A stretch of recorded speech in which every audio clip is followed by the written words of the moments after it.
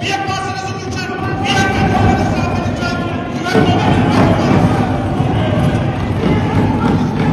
please sit down.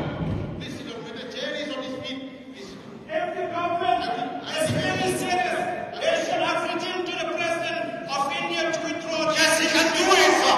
He can do it. Withdraw. That's what we say. We keep talking about this subject of the health. We keep talking about it. We are so serious. That was not. We are serious. We are serious. If you are serious,